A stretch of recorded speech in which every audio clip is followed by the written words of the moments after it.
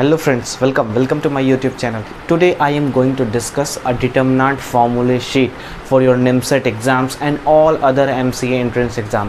इसमें हम लोग सारा का सारा फॉर्मूला देखेंगे, ठीक। तो इसमें ज़्यादातर खास करके आपको जो मैंने बताया है सिस्टम ऑफ लीनियर इक्वेशन, आप उसका वीडियो खास करके ज़रूर देखना।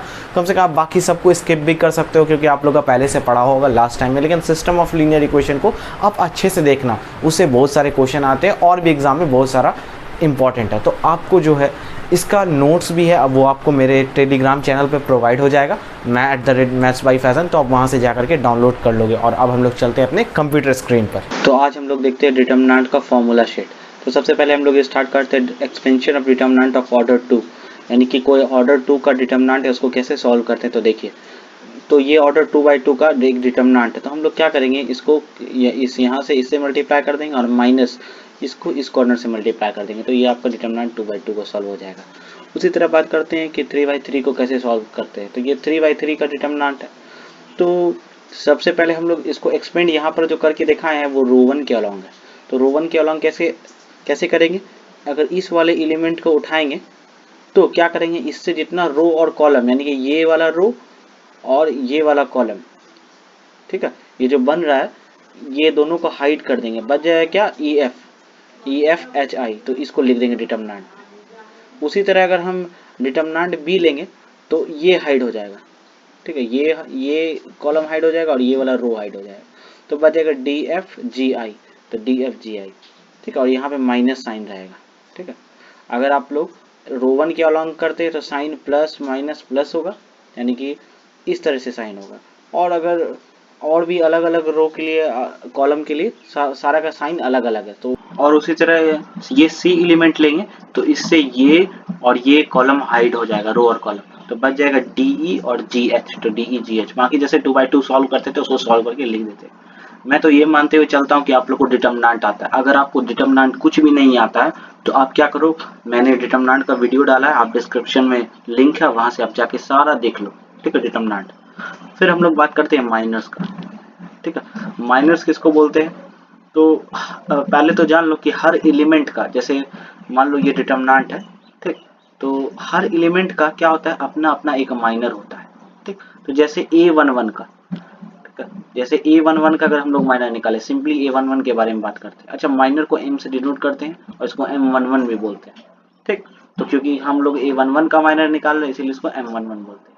अच्छा, कैसे निकालते हैं, तो जिस एलिमेंट का हम लोग माइनर निकाल रहे हैं उससे रो और कॉलम जो बनता है उसको हाइड कर देंगे। हाइड कर देंगे तो सिंपली ये जो बच जाएगा यही आपका क्या हो जाएगा, ये 2/2 का डिटर्मिनेंट। फिर आप इसको जैसे सॉल्व करते हैं, यहाँ पे मैंने सॉल्व नहीं किया है, ये कुछ भी नहीं है, ठीक है, तो आप सॉल्व कर लीजिए।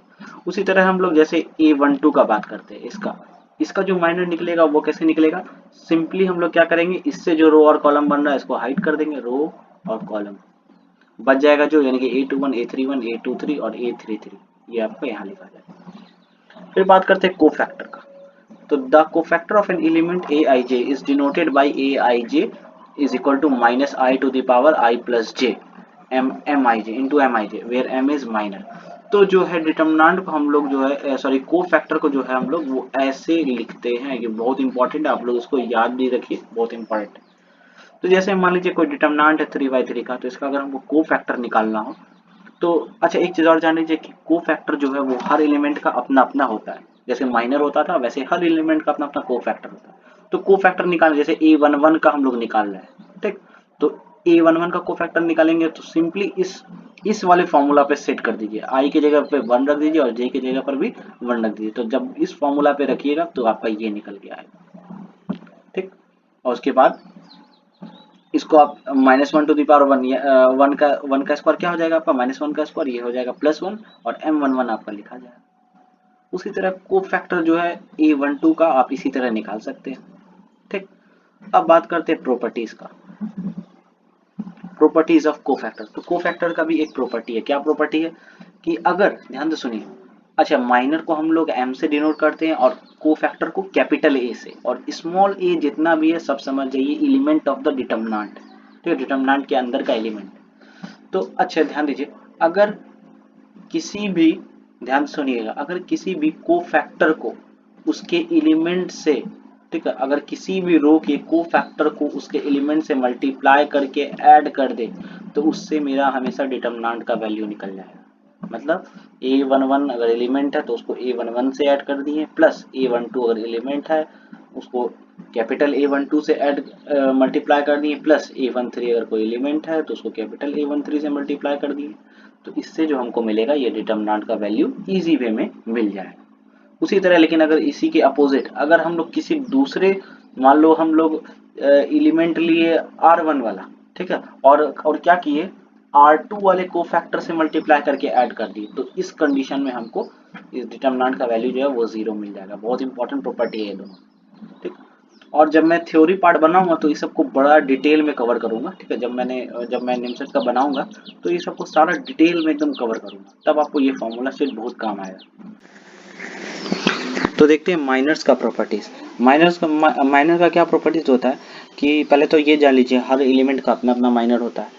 अगर कोई 3x3 ऑर्डर का कोई मैट्रिक्स है, यानी कि ऑर्डर 3 का कोई डिटर्मिनेंट है, तो उसका जो माइनर होगा उसका ऑर्डर हमेशा m-1 होगा, ये याद रखिए। अगर ऑर्डर 3 है तो उसके माइनर का ऑर्डर 2 होगा, एक कम कर दीजिए। अगर डिटर्मिनेंट 4 है, 4x4 का है, तो उसका माइनर का ऑर्डर जो होगा वो एक कम होगा, यानी कि 3 हो जाएगा। उसी तरह हम लोग बात करते हैं सिमेट्रिक डिटर्मिनेंट। तो if the element of a determinant are such that aij is equal to aji, then the determinant is said to be symmetric determinant. तो अगर ध्यान दीजिए कि मान लीजिए यहाँ आप, जैसे आपको सिमेट्रिक डिटर्मिनेंट को पहचानने का तरीका, तो आप ये भी तरीका है कि ये जो एलिमेंट जो है यहाँ पर ये डिफरेंट रहेगा ABC, ठीक, और ये H यहाँ पर सेम रहेगा, यहाँ पर सेम रहेगा, ठीक, फिर यहाँ सेम रहेगा G और यहाँ भी G सेम रहेगा, यहाँ भी F, यहाँ भी F सेम रहेगा। तो ये पहचानने का तरीका है आपका सिमेट्रिक डिटर्मिनेंट का। अब बात करते हैं हम लोग अपना स्क्यू सिमेट्रिक डिटर्मिनेंट का। तो स्क्यू सिमेट्रिक डिटर्मिनेंट किसको बोलते हैं, तो चलिए इसको देख लेते हैं। इसमें क्या होगा कि if aij is equal to minus aji होगा, then the determinant is said to be SSD, skew symmetric determinant. अब इसको पहचानने का दो तरीका है। तो यहाँ देखिए, सबसे पहले आप इसको भी देख सकते हैं, ये वाला, या फिर आप क्या कीजिए, इसको, ये जो है ये 0 होगा, डायगोनल एलिमेंट जो होता है SSD का वो 0 होता है, और इधर वाला साइन में अपोजिट रहेगा, बस और कुछ नहीं। यहाँ -C है तो यहाँ +C, और यहाँ +A है तो यहाँ -A, और कुछ नहीं। ऐसे ही पहचान सकते हैं। देखिए यहाँ नोट्स में भी मैंने लिखा है every diagonal elements of SSD is always 0, ठीक। फिर बात करते हैं second, the value of SSD of an even order is always a perfect square and that of odd is always 0। बहुत इंपॉर्टेंट प्रॉपर्टी है, ठीक। अगर कोई इवन ऑर्डर का, मान लो 2x2 ऑर्डर का, तो उसका जो हमेशा आपको वैल्यू जो मिलेगा वो परफेक्ट स्क्वायर में मिलेगा। जैसे 16 क्या परफेक्ट स्क्वायर है, तो आप ऐसे भी इसको याद रख सकते हो। और अगर ओड ऑर्डर का मिलेगा तो उससे हमेशा वैल्यू जो है वो 0 मिलेगा। यानी कि अगर 3x3 का कोई मैट्रिक्स है, जैसे इसी देख लो 3x3 सॉरी डिटर्मिनेंट है, इसका वैल्यू हमको 0 मिला, ठीक। तो आप ऐसे भी याद रख सकते हो। तो अब बात करते हैं डिफरेंशिएशन ऑफ डिटर्मिनेंट, ठीक है। तो सबसे पहले देखते हैं कि अगर मान लो कोई भी तुम्हारा डिटर्मिनेंट है, अगर आपको उसको डिफरेंशिएशन करना है तो क्या करेंगे। ये मान लो कोई आपका डिटर्मिनेंट है R1 R2 R3, ये R1 आपका कुछ भी हो सकता है, R3, तो R1 जो है वो आपका ऐसा रहेगा, R2 जो है वो आपका ऐसा रहेगा, और R3 आपका वैसा रहेगा, ठीक। तो आप क्या कर सकते हो, आपको जो इसका डिफरेंशिएट करना है, सबसे पहले आप क्या करोगे, R1 को डिफरेंशिएट कर दोगे, बाकी को वैसे ही छोड़ दो, ठीक है। फिर प्लस, फिर R1 को वैसे ही छोड़ दोगे, R2 को डिफरेंशिएट करोगे और R3 को वैसे ही छोड़ दोगे, फिर प्लस R1 R2 को वैसे ही छोड़ दोगे और R3 को जो है वो डिफरेंशिएट कर दोगे। बस सिंपल है ये। और इसी तरह अगर कॉलम वाइज करना है तो पहले C1 को डिफरेंशिएट करोगे, C2 C3 को छोड़ दोगे, उसी तरह यहाँ, ठीक है। C1 C3 को छोड़ दोगे, C2 को कर दोगे, C1 C2 को छोड़ दोगे और C3 को वैसे डिफरेंशिएट कर दोगे। क्लियर। फिर बात करते हैं area of triangle whose vertices are.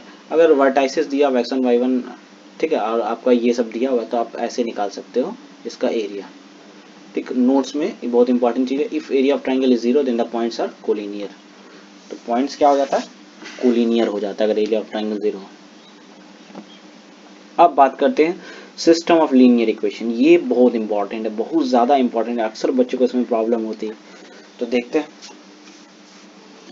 तो यहाँ जो है ये नॉन लिखा हुआ है, ये आपका नॉन होमोजीनियस लिखा हुआ है, तो इसमें प्रॉब्लम नहीं होइएगा।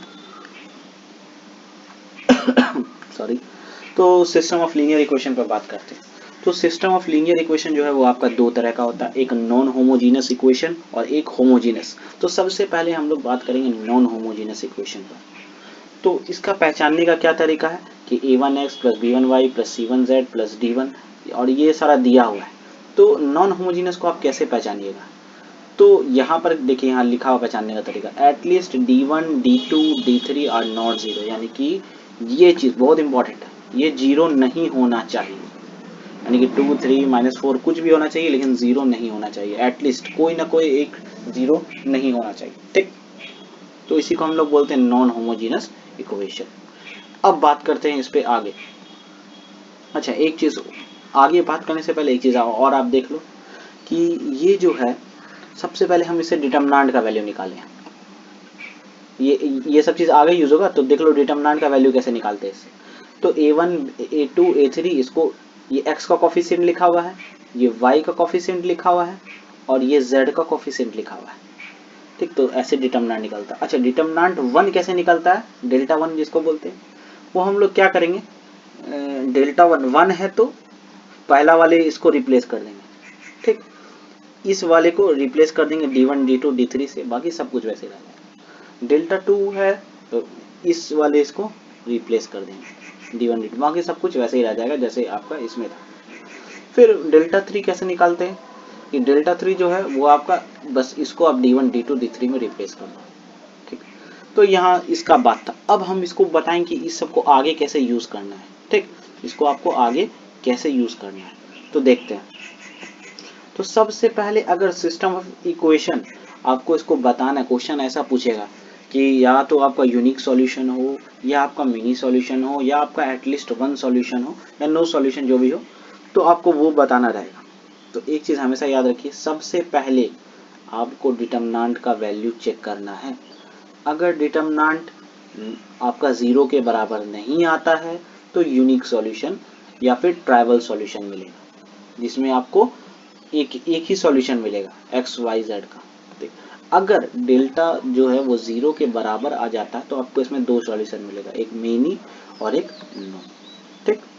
तो अब बात करते हैं डेल्टा इज इक्वल टू, जब ज़ीरो नहीं आए तब हम लोग एक्स वाई जेड का वैल्यू कैसे निकालेंगे। तो एक्स वाई का जेड वैल्यू जो है वो ऐसे ही निकालेंगे, डेल्टा 1 बाई डेल्टा, देखो यहाँ मैंने आपको बताया डेल्टा 1 डेल्टा 2 कैसे निकाला जाता है ऊपर, इसीलिए मैंने पहले बता दिया। तो आप एक्स वाई जेड का इस फॉर्मूला से रख के निकाल सकते हैं वैल्यू, ठीक। फिर अगर डेल्टा जीरो आ जाए तो मिनी सॉल्यूशन हो जाएगा। अब मिनी सॉल्यूशन के लिए क्या कंडीशन है कि ये तीनों जीरो होना चाहिए, डेल्टा 1 डेल्टा 2 डेल्टा 3, ठीक। इसको हम लोग इनफाइनाइट सॉल्यूशन भी बोलते हैं। और नो सॉल्यूशन के लिए एटलीस्ट डेल्टा 1 डेल्टा 2 डेल्टा 3, तीनों जो है, तीनों में से कोई एक भी आपका नॉन जीरो होना बहुत ज़रूरी है, ठीक। तो ये हाँ, ये था आपका। अच्छा, एक चीज़ और, अगर सॉल्यूशन मिल रहा है तो हम लोग उसको बोलेंगे कंसिस्टेंट। क्या बोलेंगे, कंसिस्टेंट। देखो, इसमें बहुत सारा सॉल्यूशन मिल रहा है और इसमें सिर्फ एक सॉल्यूशन मिल रहा है, तो जहाँ सॉल्यूशन मिल रहा है, कितना भी मिल रहा है, उसको हम लोग बोलेंगे कंसिस्टेंट, यानी कि सॉल्यूशन इज पॉसिबल। जहाँ सॉल्यूशन नहीं मिल रहा है उसको लिख देंगे इनकंसिस्टेंट, ठीक। वो इनकंसिस्टेंट होता है। फिर बात करते हैं अपना होमोजीनस इक्वेशन।